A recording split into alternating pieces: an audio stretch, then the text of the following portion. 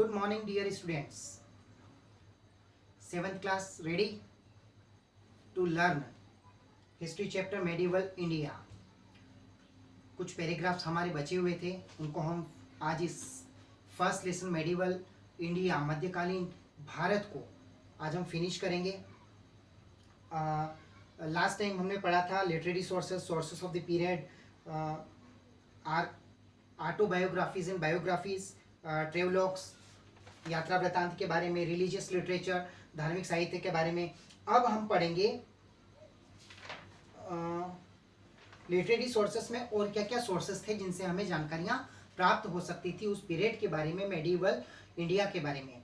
तो calligraphy, page number 8 आप book open करके रखें।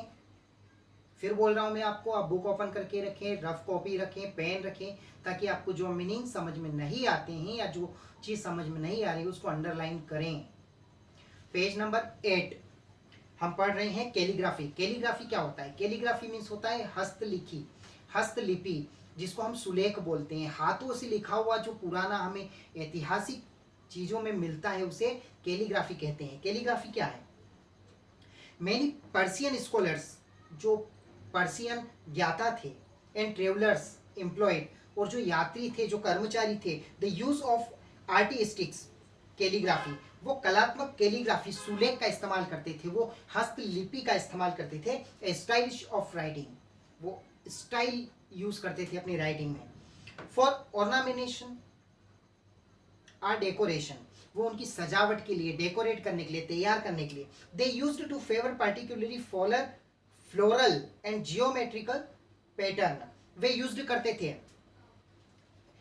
विशिष्ट रूप से फ्लोरल पुष्प की डिजाइन एंड जियोमेट्रिक पैटर्न, जो गणितीय पैटर्न होते हैं ना, भौगोलिक, उन्हें। It was also used to decorate monuments, वो हमेशा इस्तेमाल करते थे, also used to decorate monuments, वो अपने पैटर्न को, अपनी सुलेख का इस्तेमाल करते थे मोन्यूमेंट्स पर। स्मारक, मोन्यूमेंट्स में स्मारक, पिलर्स स्तंभ के ऊपर, एंड टॉम्स मकबरे के ऊपर वो अपनी राइटिंग में कैलीग्राफी करते थे। अब हम पढ़ेंगे आर्कियोलॉजिकल सोर्सेस।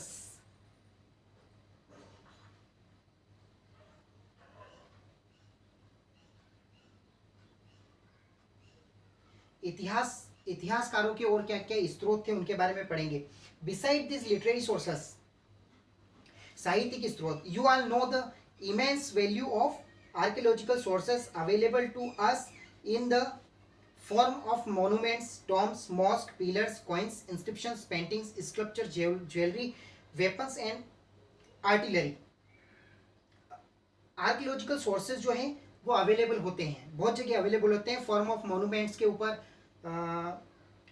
मोन्यूमेंट्स मीन्स स्मारक के ऊपर, टॉम मीन्स मकबरे के ऊपर, मॉस्क मस्जिदों के ऊपर, पिलर्स स्तंभ के ऊपर, कॉइन्स सिक्कों के ऊपर, इंस्क्रिप्शंस शिलालेख के ऊपर, पेंटिंग्स चित्रकारी के ऊपर, स्कल्पचर मूर्तियों के ऊपर, ज्वेलरी आभूषण के ऊपर, एंड वेपन्स हथियारों के ऊपर, एंड आर्टिलरी तोपों के ऊपर भी इनका उपयोग होता था, वे उपयोग करते थे। इंस्क्रिप्शंस, इसमें हम सबसे पहले पढ़ेंगे inscriptions.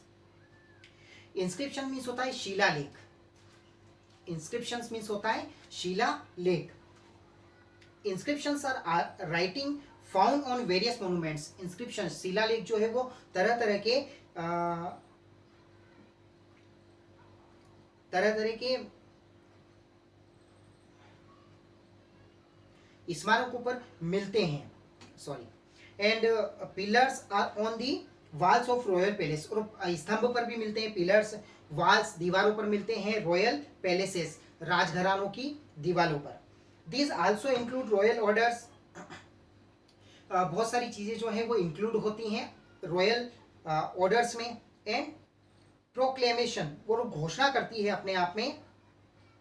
Marking an important event in the region of particular king, कि उस समय का ये काम था, उस राजा के समय ये हुआ था, और इंपॉर्टेंट मेकिंग इवेंट के उस त्योहार पर ये बना था।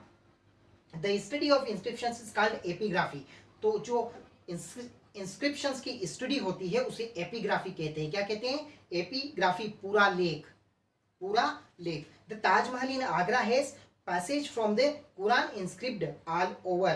ताजमहल जो है आगरा में, उस पर भी पैसेज अंश हैं काय के कुरान के इंस्क्रिप्ट करी हुई है, शिलालेख किया गया है उस पर।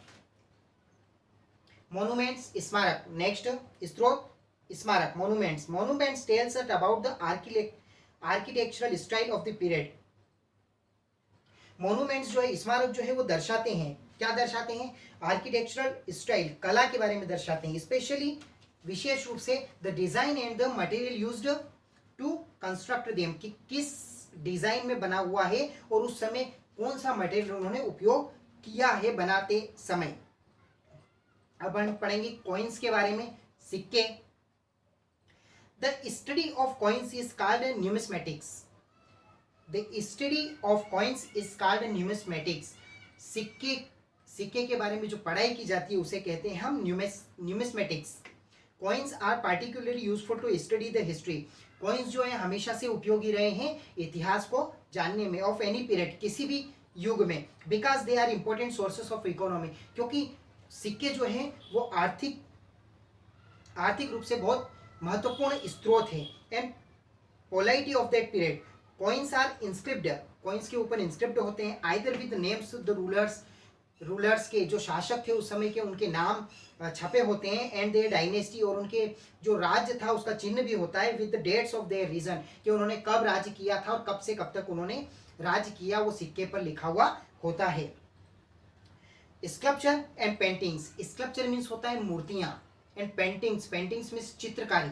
आपने देखा ही है, कभी मंदिरों में जाते हैं अपन तो देखते ही हैं कि किस तरह से मूर्तियां बनी हुई रहती है डिजाइन में, है ना। कहीं मंदिर जाते हैं तो बहुत सारी चित्रकारी पेंटिंग्स की हुई होती है कि किस तरह से की जाती है वो पेंटिंग्स, तो उनसे हमें पता चलता है कि वो किस समय राजाओं ने बनवाया था, किस समय इन राजाओं को इस तरह की पेंटिंग पसंद थी। The medieval period sculpture and paintings were based on theme such as mythology।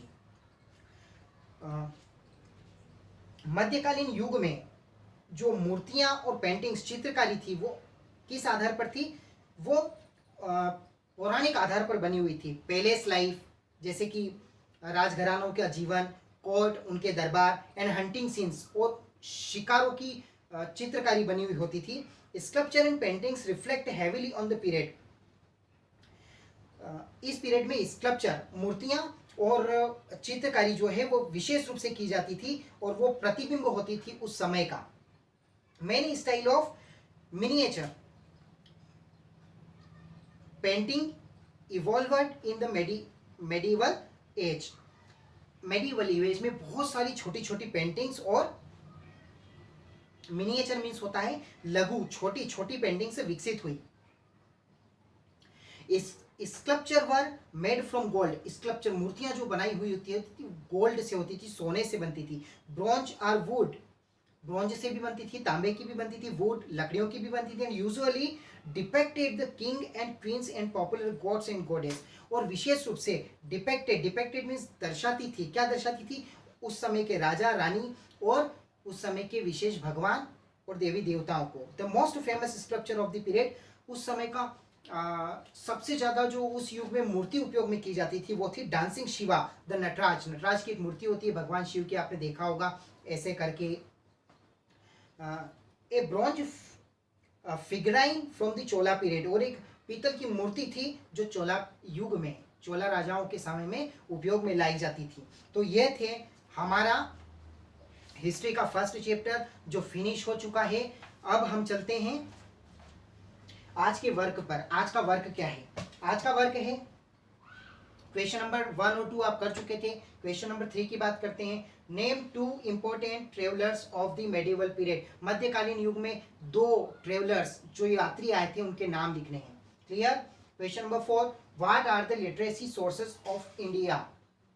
What are literacy sources of India, साहित्यिक स्रोत क्या थे भारत में, उनके नाम लिखने हैं। तो ये दोनों क्वेश्चन आपको 3 टाइम्स करने हैं। कितने टाइम्स करने हैं, 3 टाइम्स आपको करने हैं। और वर्क करने के बाद आप मुझे सेंड करेंगे, मैं चेक करूंगा और उसके बाद मैं आपको रिव्यू दूंगा कि आपने किस तरह का वर्क किया है। Okay, thank you very much, all the best.